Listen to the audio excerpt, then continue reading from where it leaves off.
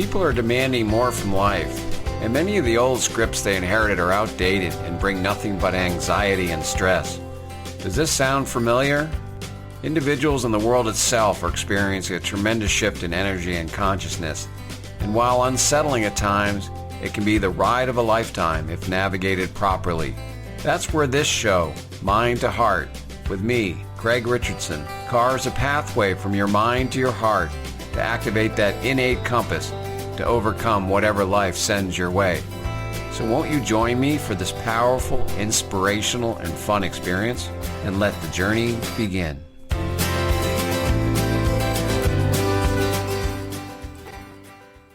Hi, my name is Craig Richardson, and welcome to Mind to Heart. In this show, we take a journey from our logical, critical mind to the more powerful life transformation heart center. And along the way, in order to do that, I bring in interesting guests who not only have a professional and intellectual background, but they've also had quite the journey themselves. In the past month or so, we've experienced two major events that speak to one of the greatest journeys or one of the greatest myths of all time. And that's the trip taken by the Magi to visit the child Jesus. So the first of the two events we'll be getting into is the celebration that Christians call Epiphany, which occurs generally around January 6th. Now, the Catholic Church more formally has gone to the Sunday after the New Year's in order not to make another holy day of obligation, but there are still plenty of the Christian faiths that celebrate January 6th as the Epiphany, which essentially closes out the Christian season. And contained within it, and as a child, I loved this story, and still do actually, we have a manger scene at home, is a visit by what St. Matthew simply describes as wise men. And then he goes on to say they came from the east. While the Bible doesn't tell us their names, tradition holds that there were three of them: Gaspar, Balthazar, and Melchior. And I know that my guest will help clean that up because that's probably not overly accurate in terms of the pronunciation. And again, according to St. Matthew, they brought three gifts: gold, frankincense, and myrrh. They were following a great star to locate the new king of Judea, which signifies a second great event that we've had in the last month ourselves. And that was the Great Conjunction, which happened on the winter equinox on December 21st. It was the conjunctions of the planet Jupiter and Saturn, which hadn't happened in the night sky in nearly 800 years. It's what the Magi followed over 2,000 years ago to locate the Christ child. So with me today to decipher these two great events and to give us some background into who the Magi is someone who's dedicated a life to studying Persia and Iranian history. We will hear more of her personal journey in the second half hour, and I want to bring her in now to shed some light on these wise men and help us to understand how their journey can help us understand our own. So welcome to Mind to Heart, Sheda. I'm so delighted that you've joined us. And again, with your background, I think because the Christmas season is so full of things, we tend to short shift the Magi. I mean, it's a great story, as I said, but it's after New Year's and people are kind of ready to go back in the new year. And so I'll begin with a simple question. Who were they? Well, first of all, thank you for having me on, Craig. Your topic today is quite ambitious, and I do not profess that I am necessarily an expert in the field because, as you can imagine, Persians were one of the most famous branches of the Iranian people, have at least 5,000 years of history, and I can't imagine being an expert in that. The Magi, who are part of their religious and spiritual and philosophical beliefs, is in of itself a whole field. I would like to, from the beginning, advise your listeners, if they like to learn more about Zoroastrianism and the Magi, to refer to the Gathas, to refer to Mary Boyce, who really intellectually and scholarly handled the topic, and to Dr. Stephen Flowers, who esoterically has great books out. So I just wanted to put that out there. Sure. That my views and my ideas are based on the readings that I've had of these various people who dedicate their time to this specific topic, this particular topic. And before I say, we talk about who were the Magi, I thought, since our audience, we're in the United States, I always try to focus on information that can relate to Americans as your main listeners. And I thought they might find it interesting of how influential the idea of Magi were in the American intellectualism by reading just a short excerpt from a 19th century poem by Herman Melville called Clairol. And the poem is considered the longest American poem, in which there seems to be a spiritual crisis. There's a questioning of the narrative. So it's interesting that seems to be one of the analysis of the poem. But here's the excerpt. And periods unforecast come on, recurs to me a Persian rhyme. Flamen put away, robe and mitra glorious. Doubt undeifies the day. Look in vapors odorous, as the Spice King's funeral pyre dies the Zoroastrian fire on your altars in decay. The Magian rule is run, and Mithra abdicates the sun. So who are the Magi? Why are they in their American literature and philosophy? One thing I have noticed, I teach history, and one of the things that is perplexing to me is that it seems to prior to World War II, Americans were quite aware of Zoroastrianism to some respects, the Magi, Cyrus the Great, Darius the Great, and it seems that something's happened since then, and that's not the topic here today. But I do want to clarify for you and your audience that the word Magi is not generic. You do not generically use it for a wise person. It is a specific name for a specific people, and these people were Iranian wise men who followed and practiced the Iranian ethnic religion, which we call Zoroastrianism. Can you just give us an overview of what that is? Because that's probably a common term to you, but like you said, and I'm in that post-World War II upbringing, I've heard of it, but I don't even generally know what Zoroastrianism is. Right. So Zoroastrianism considered, and I will quote from experts in the field, people who are scholars in the field of either religious comparative religion or specifically ancient Iranian religion. So Zoroastrianism is named after an Iranian reformer. I don't want to really kind of refer to him as a prophet because these ideas already existed and he somehow reformed them and organized them. And his name was Zoroaster. It's believed he lived about 4,000 years ago, but that's to the Greeks, it could have been later. There's some dispute exactly about that. But if we look at the text and the language, 4,000 years ago seems to be something we can agree upon. And he's considered the person who described the world that we live in as the world where the battle of good versus evil takes place. He says the underlying premise of this world is that.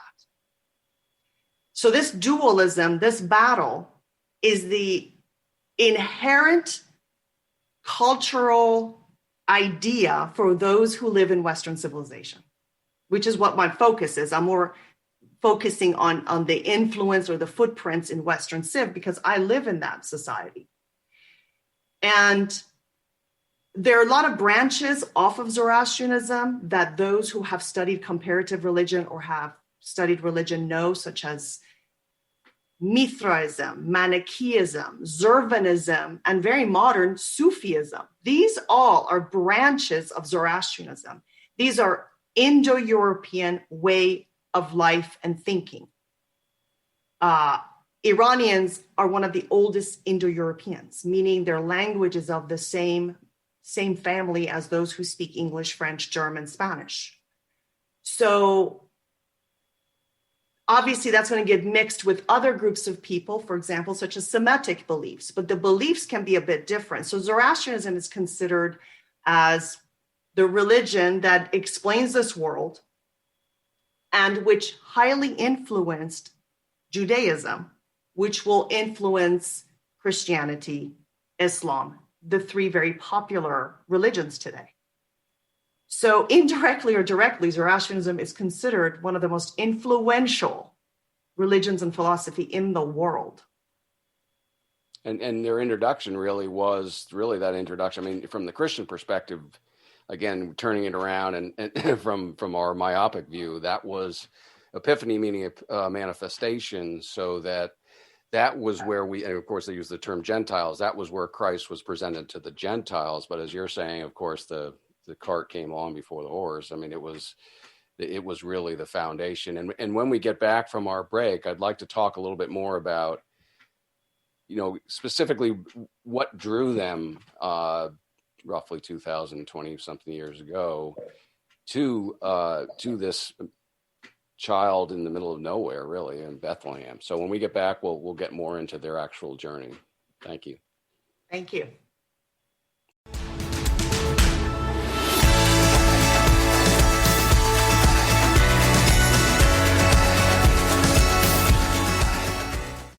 Hi, my name is Diane McClay. I'm comfortable being in front of people. How to make things work in a structured format made me feel a little nervous. Everybody I have worked with on the Transformation Talk team met me with enthusiasm. Their confidence in me spilled over to me and allowed me to just grab onto it and say, oh yeah, that's me and I can own it. Thank you for showing up for me. Thank you for allowing me to put my gifts into the world, and thank you for making me look good while I do it. Are you ready to branch out? Take a leap of faith. Tune in to Get Rooted Radio with Erica Gifford Mills on TransformationTalkRadio.com to equip, empower, and enlighten yourself. Erica will energize and excite you to power up your passionate dream that sets your soul on fire. So, get fearlessly ready and get powerfully rooted in your yes to live it up, love it up, and let it go. Visit GetRootedRadio.com. Hi, I'm Laura Goldstein, and here's a Coffee with the Universe tip. Ever wonder why you want to go to the gym more, for example, but you just can't make it happen? You find yourself rearranging your underwear drawer instead of getting in the car. If this sounds like you, you might have caught a case of the shoulds. Maybe you think you should lose 20 pounds to fit back into your favorite pair of jeans, or that you should be healthier in general. It all sounds good, but deep down you just aren't into it. Truth is, making choices from shoulds just leads to guilt, resentment, and a whole lot of procrastination. So take a good look at your goals. Are you shoulding yourself anywhere? If so, give yourself permission to let it go. For more insights like this, tune into my Transformation Talk radio show called Coffee with the Universe. It's a live call-in show. I'd love to support you. Transition, simultaneously the most difficult and vital part of the human experience. Without change, how would we grow? Tune in to Grounding into Your Radiance with Stacey Barber every second and fourth Thursday at 9 a.m. Pacific on TransformationTalkRadio.com. Step into your truth and allow the light into your life. For more information about Stacey and her services, visit StaceyBarber.com. That's Stacey, STACIE Barber.com. TheAngelLady.net. TheAngelLady.net. TheAngelLady.net. TheAngelLady.net. TheAngelLady.net.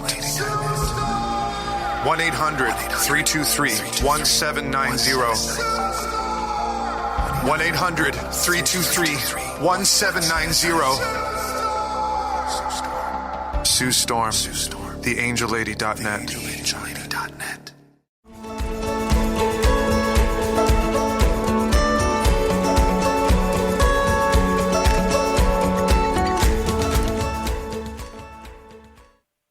Hi, and welcome back to Mind to Heart with your host, Craig Richardson. For those of you who want to get a hold of me, you can reach me at my website, craigericardson.com. Sheda, before the break, we were talking about how the Magi, who they were, Zoroastrianism, and the fascinating perspective and why we're talking about them today is because in the mostly Matthew's gospel, but other ones, we hear this story about how they followed the star. So obviously astrology and things were part of that. But what was it specifically of them that made them sort of come into this drama that ultimately became the Christian faith? What were they doing out there? Well, I don't think I can claim that I could be able to answer that. We're talking 2,000 years ago. But if we look at it as a historical perspective, if we look at what's going on around it, and we have to look at what the Magi believed in, then maybe we can get some understanding as to what maybe happened, or at least the traditions that were left behind for us to learn from. As Zoroastrians, they would believe that this world is about the battle of good versus evil. They would believe, as Zoroaster taught, that humans are active in this fight and that humans are good. They're not born sinners. They've come here to use their free will to choose between good versus evil. And evil can be anything that, of course, brings lower vibration, chaos, and destruction. So you can fill that up with just about anything you can think of. For example, being in debt was considered a sin for Zoroastrians, because if you're in debt, it will lead you to lying. It will lead you to do things you should not be doing because you have a conscience. So the Magi are of this belief. And they're of the belief that the good versus evil is in the mind. It's actually the mind. Good mind versus angramanu, angry mind. Remember that Persian and English are of the same family, so they're going to sound the same when you pronounce it. It's not how you write it, it's how you pronounce. So it's the mind being able to decipher falsehood, being able to get beyond fear, being able to understand deception, okay, having that kind of a understanding. And also in Zoroastrian belief and creation and what is happening in this battle of good versus evil with Ahura Mazda, the wise Lord, versus Ahriman, or the devil, because you have to understand that the concepts of devil, demon and angels, resurrection, Soshayant, which would be a savior. These concepts are Zoroastrian. So it's important that we understand the underlying concepts that will be adopted and brought through the populations who may not have been Indo-European or Iranians to begin with, but they adopted these concepts. They lived under that. At the time that Jesus was born, which scholars date him to either 5 or 6 BCE, and some place him at 12 BCE, not the year 0, but a little bit earlier. There are 2 superpowers in the world, so we have to look at the historical here. One being the Roman Empire, specifically would become the Eastern Roman Empire, because that's in Asia. The battleground is in West Asia. And then you have the ancient Iranians who've been there forever, their empire. And there are different dynasties in play, of course. But at the time that Jesus is born, he's born in an area that is very much the battleground between the Romans, who are the newcomers, the invaders into West Asia, and the Iranians. The dynasty are the Parthians. Hence, when you say parting shot, you're referring to the Parthian Iranians. That's in our language. We say the parting shot, okay? There's so much history involved in our religious quests and spiritual quests. You cannot study one outside a context of the other. I find it fascinating that as you talk about with the background that they brought, that they really, it almost seems in retrospect that they were entering this drama, this scene, which we sort of see again myopically with a lot of what you just described, because a lot of what, and maybe that was kind of their way of saying, hey, this is coming originally from ancient Persia, and the concepts you mentioned, good and evil, sin, I mean, those were all adopted, as you know, by the Western faith of Christianity. I mean, right. Well, you have to realize that one of the pillars of Zoroastrian beliefs is the end game. The day good is victorious, and we get out of this 3-dimension idea of duality of good versus evil. When is that day? Hence, the Magi were obsessed with calculating time. The Persian calendar is considered the most accurate calendar. They were obsessed with time, calculating time. And in their belief system, the last 3,000 years of the world was divided into 1,000 years, which anytime humanity needed help, remember, humans are volunteers here to help. They're supposed to use their free will to choose between good and evil and which side they're going to be on. A savior will come. Help. So it's not that God is born, it's a savior coming. Okay. So they're in the mindset of when things are really bad, where is the being who's going to motivate people and attract people to bring them together to stand, okay, against this power. And if we look at the time that Jesus is born, you are talking about the time where the area of Judea, Bethlehem, and Syria, that whole area, the Levant, are the battleground between the Roman Empire and the Iranian Empire. I guess some things haven't changed over 2,000 years. No, they don't. We are in the same cycles of events. Nothing is new under the sun. It really isn't. So it's likely they did see him because the star was in Judea, which is why they went to Judea. They saw that as a sign of a king. At least that's the way we understood it. And they saw him as probably, to use your term, savior, which, Christian term as well. So they did see something there. And then they brought those interesting gifts, gold, which would be benefiting a king. One of them was, I think, is frankincense, is a bombing fluid. I'm not sure why you would show up. Myrrh is bombing fluid. Why you would show up to a baby shower with bringing bombing fluid? It was always a question that kind of stuck with me over the years. But there was serious significance. But they clearly came to pay homage, I think, and maybe, correct me if I'm wrong, but maybe it's along those lines that they did see him as something that was going to transfer them to something, to one of these end times. I don't know. Well, the way I look at it is Herod is installed by the Romans, and the king that was supported by the Iranian powers is removed. There is a power struggle of legitimacy. If you're going to rule a people, whether it's real or an illusion, there has to be legitimacy, and people have to feel that those ruling them are just. Without justice and without legitimacy, the ruler is in big trouble, and it's going to need a lot to protect himself or herself, and will be looking over their shoulder, because that's just the bottom line. Those are the most ancient rules for someone who wants to preside over a population. So you have the ancient Jewish population who have, since Cyrus the Great received, who was a Persian king, received their freedom and their freedom of religion. And they considered the Parthian Iranian, in their old saying, they said, wherever you see the Parthian horse, know that freedom is right behind it. You've got the political struggle going on, legitimacy of who's really here that can rule the locals, okay? And here come the Magi. Now, I thought your listeners may find this interesting. At the time that Christianity becomes legalized, okay, by Constantine the Great, in which it starts to flourish, the Iranian Empire is worried. They're Zoroastrians, remember, but they have all kinds of religions. They have Jewish religion. They have people converting to Christianity. They have people in different religions. They're concerned about the political aspects of their own Christians in their own territories. So the Iranians create their own Christian church. It's the Church of the East. Mm-hmm. So the Church of the East has a book that's dated to 13th century called the Book of the Bee, which the bishop wrote, the bishop at the time.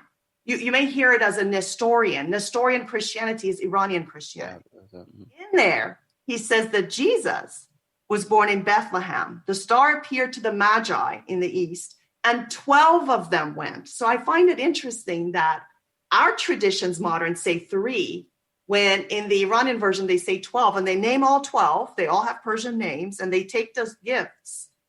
And we know, those who are into esoteric learning, that 12 and 3 are all significant numbers. Yeah. Well, I think partly they said 3, as I did a little studying, partly because there was only 3 gifts. And I think there was tradition that there may have been more, but, we sort of simply, in our American Western way, we kind of simplified it. But yeah, well, gold is kingship on earth. And you have frankincense, which means priesthood. And you have myrrh, which means death. So they're bringing symbolic gifts for what they believe to be the Soshayant coming at the end of this 1,000 years of ages. Someone who is ordained to come and help, because we're in a struggle. See, there's a lot going on in the background. We're people we live in the material world. You can't separate politics from our life. Well, and the death is an important thing because when you are a true Christian, you can't get very far away in that faith without understanding of how his mission ends. His mission ends on the cross. So death has always been associated with his journey. So I think that's a valid point. And the other interesting thing I find is that, so this was also at the end of an era, right? We were just entering into the Piscean age, and just as now we're entering in. So that was that. Some people, the timing differs depending on when you believe that the Piscean age began and when it ends, but we're clearly in another one of those transitions right now.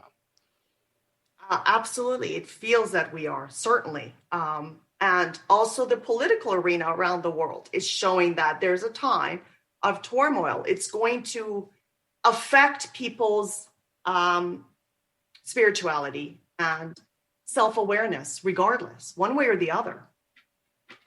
Well, when we come back, we're going to transition from the Magi's journey to Sheda's journey, and we're going to talk about how you've made that, certainly culturally and historically anyway, in terms of what you study and professionally, you've made more of an incorporation, I would say, with the Eastern background that you have with your family and your culture to, as you said up front in the first segment, about what it is to be in the West and in America. So when we get back, we'll hear more about your story.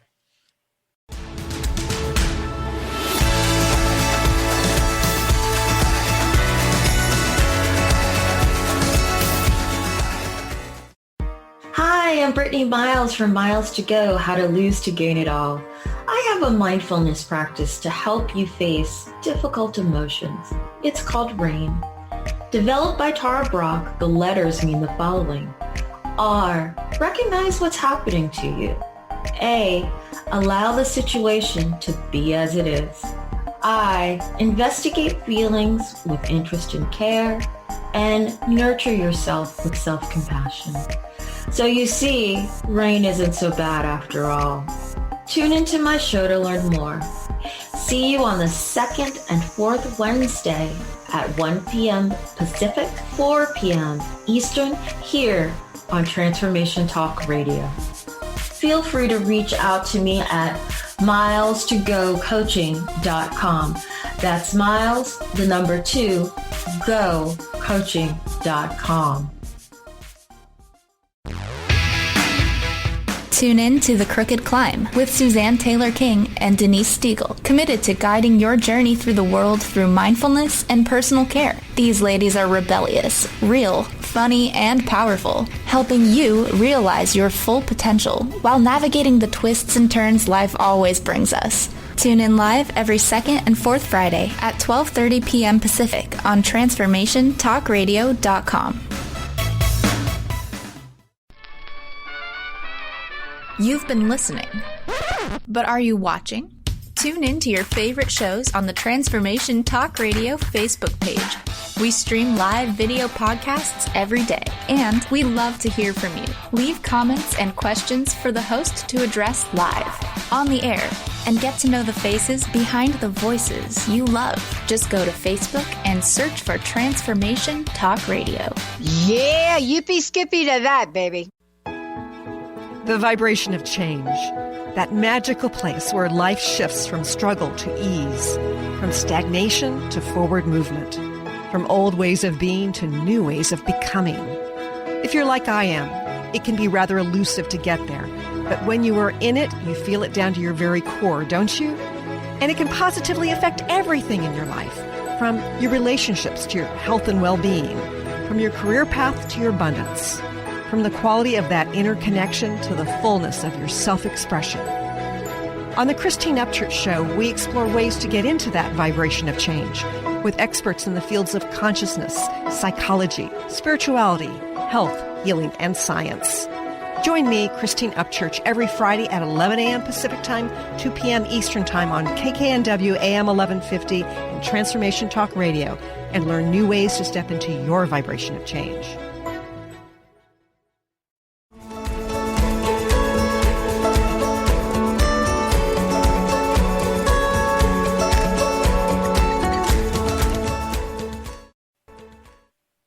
Hi, welcome back to Mind to Heart with your host, Craig Richardson. Again, if you'd like to get more information about me or this show, you can visit my website at craigericardson.com. Well, Sheda, now we're going to transfer from the journey of the Magi to the journey of Sheda. I guess let's just start at the beginning. I know that you have Persian descent, but you also have Irish descent, as I think you've told me one time. Where were you? Where did you grow up? Where were you born? Your parents, all that. What was that like? Sure. Well, I'm half American, half Iranian. And just to clarify, I know we keep saying Iran and Persia, and I think that's an important thing that I teach when I teach history, because it's something that's not properly addressed. Iran means Aryans, and there are many different groups of Iranians. Persians are one of them. They've become the most famous because of their historical position. So we tend to use it interchangeably, but the Persians are not the only Iranians. We have many, many tribes. Some stayed in Asia and some migrated to Europe and became founders of Europe as well. So in a Western civilization context, they are Iranian by bloodline and or ideas. So there is an ancestry there. But yes, I had both cultures, but when I was young, so my first language was English, but when I was young, 4 or 5-ish, we moved to Iran, and this was during the great time when the Shah was there. So I have really great memories, and I was there for elementary years only, and then we had the revolution. So we came 78. You had to 79. 79. I mean, yeah.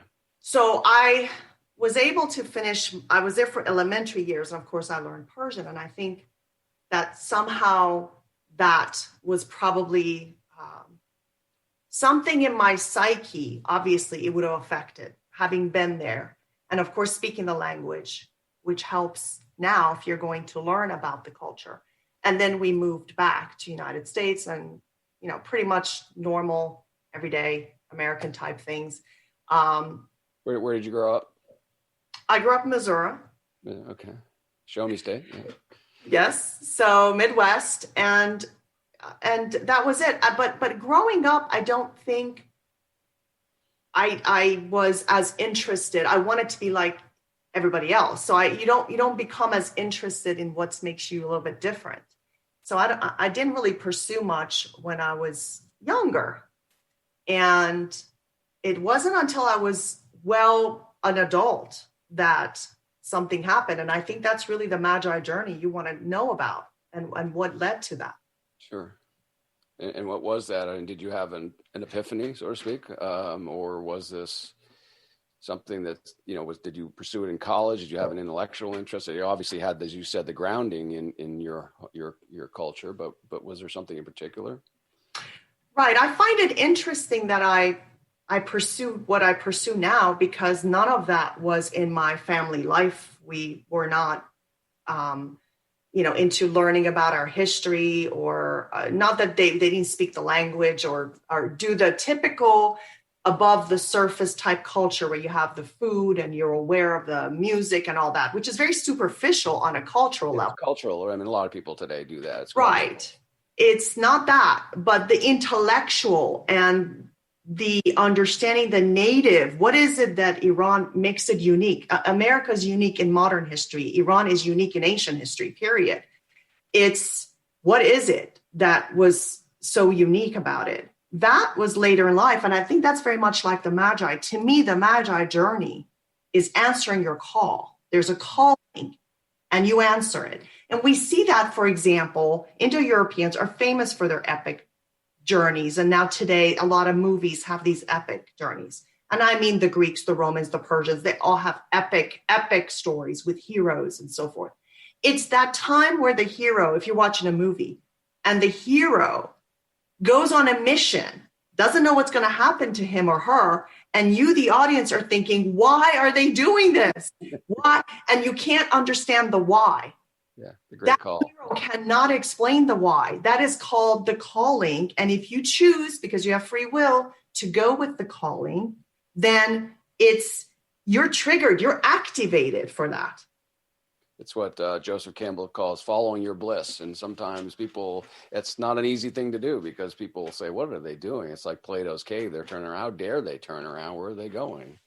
And it takes a brave soul, I think, to do that. And there's no material gain in it. See, we talk about magic. Magic, of course, is a Persian word from Magi, because the Magi were considered as these people who knew how to connect the material world to the spiritual world, okay, through cosmology and rituals. And so you have magic comes from that. You have heard of white magic and black magic or sorcery, right? It's how you use the art. Do you use the art for self-learning, self-awareness, developing and unfolding, and perhaps in that process, helping the world defeat evil? Or do you use the art for personal gain, short-term, no interest in self-development? And those are the sides. Sounds a little bit like they were obviously very influential in the alchemists, because that sounds like what the alchemists were able to do. Alchemy is definitely based on Zoroastrians. The secret societies, esotericism, Gnostic, their foundation is Zoroastrianism. And you use the term Indo-European, because you and I are good friends, and I hear that a lot, and I'm not even sure I can define it, but can you just explain to people what you mean by Indo-European? Sure. So if we're going to start to study ancient history, we have to look at the different groups of people that had a ancestral language and culture. Now, over time, within these groups, they started to split as they started to move and spread out throughout the world and migrate. So Indo-European, for example, more than 50% of the world population speaks an Indo-European language: German, French, Spanish, English, Iranian languages, Hindu, which we called Sanskrit. So that's one family. They would have had their own beliefs. They would have had their own language, their own culture. And then you have, for example, another large group that a lot of people would know as Semitic, for example. Mm-hmm. Semitic would be Arabic languages, Hebrew. Assyrians, okay, and we've heard of even Assyrian in ancient history. They're still around today. I mean, they haven't disappeared. Mongolian and Turkic being one group. So there's all these families, but they also have the culture. Yeah, and obviously those are interlinked. And I want to get back to because when we last left your journey, you had heard the call. And what was that for you? What were you doing prior to, and how did that call come to you? And then what did you do follow?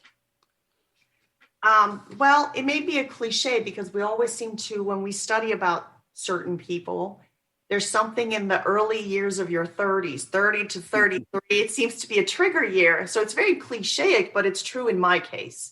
I'm not saying that everybody hears the calling necessarily around that age, but for me, probably around that age, I actually started to have very strange dreams. And for those who may be aware of spiritualism and mediumship, which even in our mainstream religion, mediumship is there. Okay, we know about dreams, prophecy, spiritual healing. Those are all in the Bibles and all kinds of religious books. King Saul went to a psychic to figure out who this young upstart King David ultimately was.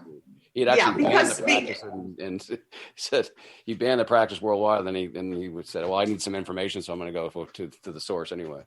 Yes. I mean, you can't separate the mind from the spirit. This world, we're of both. And so to best properly navigate is to use both. And so I started to have dreams, and I started to pay attention to these dreams, and one thing led to another. And 20 some years later, I have degrees in the area. I have written my doctorate thesis on it. I teach part-time about the topic, and it just unfolded to so many different places. I just allowed it. There were no financial material benefit to it at all. It's completely personal and spiritual growth. Yeah, I think that's a sign of a true calling, is when you walk away from whatever it is. I know you also work in the law, the area of the law, that when you actually find something outside of finances. And, the other clear sign is when everybody in the family thinks you're nuts, which which has certainly been part of my, that's the calling, and you can't maybe explain it to people, but you choose to follow the calling, and everybody has their own time for that. And some may choose to disregard it. It is free will. Right. And I think that becomes the classic case of ignoring the call is obviously Jonah and the whale, right? He didn't want to do what God said, and he ended up in the belly of a whale for 3 days. So, sometimes they'll continue to nag and have that call, but I think those are the sad souls, the ones that, because they know at some level that that they've ignored that. And I think you see, but we're going to take another break, but when we get back, I'd like to get into a little bit more of what you just discussed in terms of, because you and I together know each other from the spiritualist church, but what you actually did kind of spiritually since, once you heard that calling, and, we'll do the last segment talking about that. So we'll pick that up on the other side of the break. Okay. Sounds good.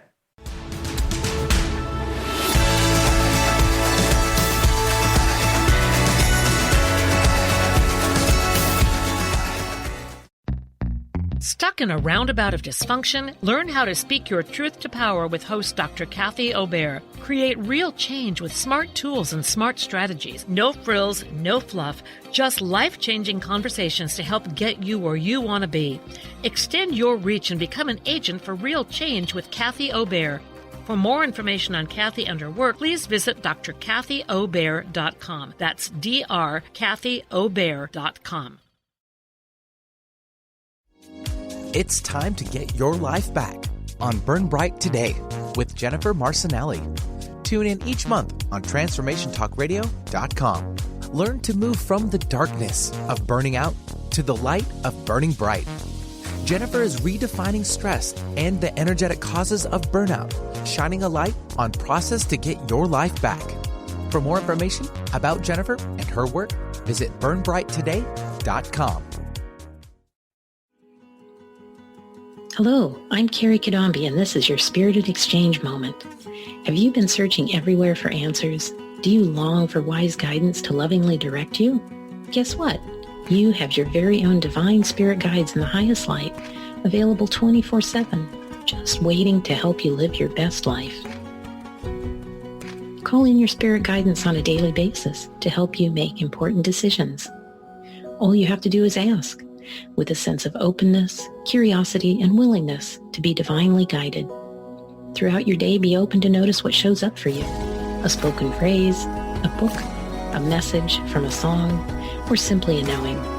And always offer gratitude for that loving guidance, and don't forget to put it into action. Join me on Transformation Talk Radio for my show, A Spirited Exchange. For more information about me, visit thedivineguidancegift.com. Are you ready to shift your current beliefs about death? From debilitating pain and loss? Follow Angie Corbett Kuiper as she shares that through choice, present moment awareness, and keeping an open mind. Anything is possible, even in death. Tune in to Beyond Proof Radio with Angie, redefining death and loss, every first Wednesday at 12 p.m. Pacific on TransformationTalkRadio.com. For more, visit BeyondProof.com. Healing has a ripple effect. One person's healing affects everyone around them. This is where the power of sharing our stories can be so important. Tune in to Playing on the Edge Radio with Megan Edge each month on Transformation Talk Radio, as Megan provides you with ways of sustaining radical and powerful changes in your life. Enact the power of radical change. To find out more about Megan Edge, visit her website at meganedge.ca.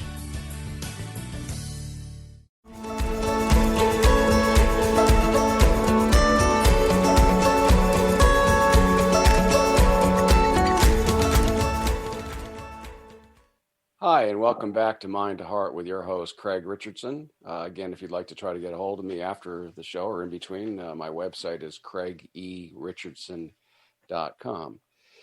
Sheda, as we went to break, you had indicated just prior to that you had this transformation, or I don't know, hopefully it wasn't a midlife transformation. Like I had mine a little later. I didn't get the sports car and the blonde, but I came pretty close in terms of having the wheels come off. But You indicated at that point you really went to what Carl Jung would say, finding your more authentic self. You had developed in 33 years is about right, which is why it happens. You sort of do all those things to learn, and then at a certain point you realize, what you're going to keep and what you're going to discard moving forward.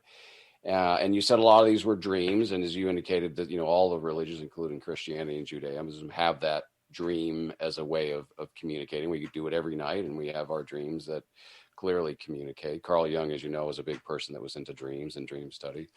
But what specifically did you do? What were you doing sort of professionally at the time that you had that transition? And then what did you do to kind of feed that calling, as you put it?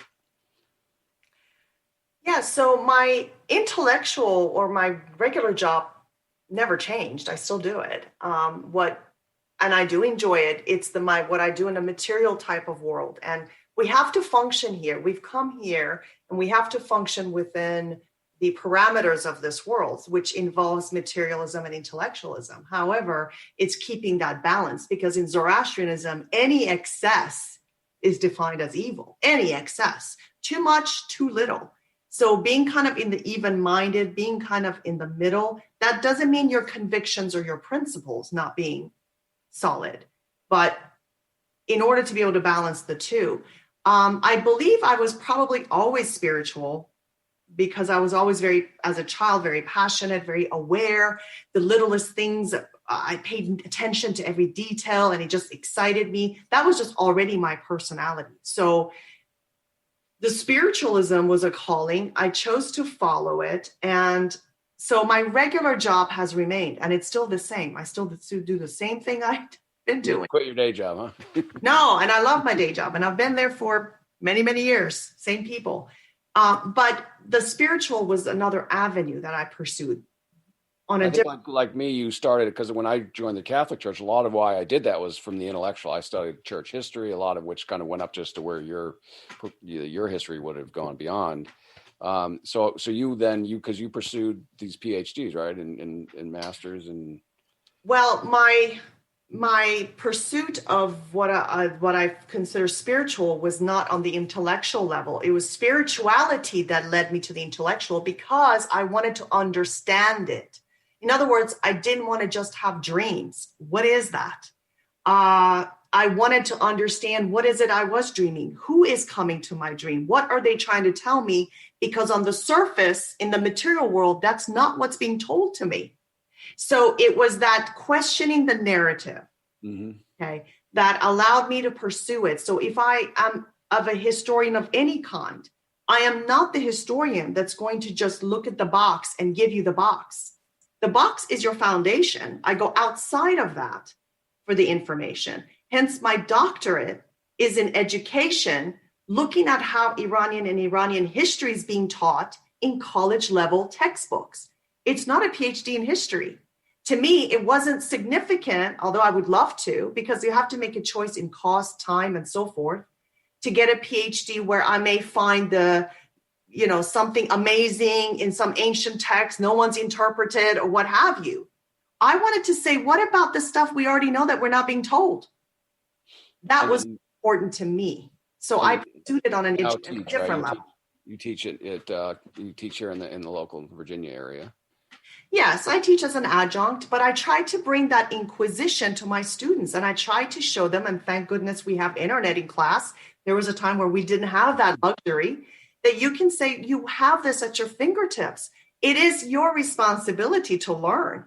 It's your responsibility to question and find the answers. So I just make them, you show them the foundations, you teach the foundations, and then you go beyond that. And you hope that the inquisitive mind remembers that. They may not do it now, but maybe in the future.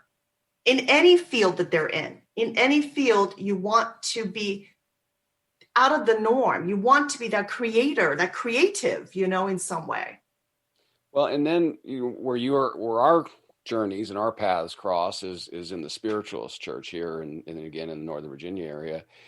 You preceded me into it. What was it? The dreams and the things and your ability sort of to hear messages from the other side? How did you get into that whole path of spiritualism, where you and I, as I said, now see each other at least on a weekly basis? Sure. So for many, many years, the dreams. started to lead to just knowing in the awake state. In other words, when I started to trust my dreams and keep dream journals and reflect on them. And again, this is a life of action. So dreams are not replacing your actions. You're responsible for actions. But then it started to get to a point where dreams were not as significant because I noticed I was seeing things, like really seeing things, knowing things while awake. And that could be even just doing my regular job, where something comes to you and says, did you look at the document B again? Look again. Those types of weird stuff. And you're going, if I hadn't taken a second, it could have been a big mistake, or I could have missed something. I'm talking about that it actually became something useful in the material world. So I kind of used it that way just took it for granted, trusted it and took it for granted for many years. And I didn't understand what it was. I didn't define it. I didn't say this is mediumship of this kind or that kind. I didn't even understand it. Unfortunately, I lost my son in 2019. It's quite a tragedy. I don't know how to explain that. Can't imagine.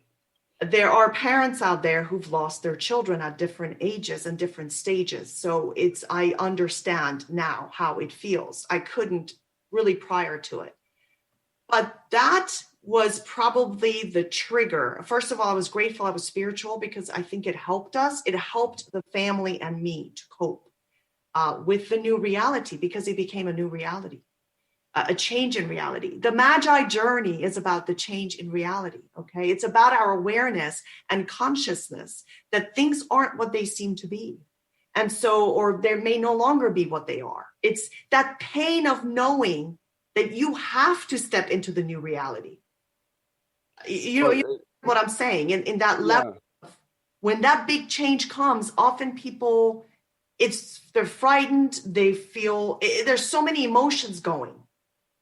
Well, and it was amazing to me, just your strength. And I didn't actually know you at the time. I think I met you probably about 6 months later. And, I found out over time. And what really struck me, and I think this is the strength of you as a person, but also the strength of your spirituality, was that parents, literally the worst nightmare. And you still had a sense of joy about you from the moment I met you. I mean, you would have been maybe one of the last people I would have imagined who would, and I know I'm sure there's trying times, but and now I think with your spirituality, you still have a communication with your son, but you've strengthened yourself through that somehow, through by going through that. And I think that's one of the most impressive things I know about you. Well, with my son's departure to the other side, then all of a sudden, all these years of just experiencing something and accepting it, I wanted to know what it was. I wanted to know where he went and where I'm going to be going. Mm-hmm. So all of a sudden, my shift and my purpose changed. And when that shift and purpose changed, then the calling went a different way. And now I'm at a phase where I believe that my son, through me, perhaps can help others either deal with a crisis, and God forbid if anybody has to deal with that kind of a crisis, or just a personal journey to be able to handle that. So it just changed. The reasoning to follow the spirituality and where it's going to take me shifted. But of course, I had that preparation before. I couldn't jump into it if I didn't have all those years of it. Yeah, you had that foundation, and now you're helping others. I mean, not only are you said you're an adjunct professor, but, you've been actively teaching, at church, you've been speaking and you host circles, and you're taking what that tragedy and you're turning it into really a teaching moment for anybody. And so for that, I really applaud you. We only have about a half minute left. Do you want to say anything in wrapping up? I liked your way of saying the Magi's journey. I think that's certainly you, but I'll give you the last little bit before I close out. So I like to encourage people, spiritualism has so many different aspects and so many different things, and it comes to people differently. So one person's journey is not going to be like someone else's. And that awakening is individual. The awakenings are not groups. It's because, as Zoroastrians believed, you cannot coerce the consciousness. It's free will, and people experience it differently. But I think people should incorporate whatever way they get spiritualism coming to them, whether it's a dream, whether it's a notion, whether it's a hunch, whether it's a feeling, because they're part spirit too, and that's just part of the world. It works a little bit better. It helps us understand a little bit better, because in this world, we are so restricted and limited in how we can see and understand and perceive. So to me, spiritualism is something God-given to help us, especially at a time that it seems dark or chaotic. Well, I think that's a wonderful conclusion and summary that you put there. And I think, like the Magi, we just need to follow. We need to follow the star. We need to follow our star, because connected, we are all part of the stars, right? And connected to that ultimately is our heart, and that's where we find love. So Sheda, I want to thank you so much for spending your lunch break with me today for the last hour, and for my listeners joining us on Mind to Heart. And we'll see you in 2 weeks. Thank you very much. Well, thank you for having me, and I enjoyed the topic, of course. Thanks for listening to Mind to Heart with me, Craig Richardson. My path has led me from the Protestant and Catholic churches, as well as studies in alchemy, mediumship, Eastern philosophy, and most recently, Edgar Cayce and transpersonal psychology. As an intuitive life coach, I am ready to guide you to an amazing life. For more information about me, visit craigericardson.com.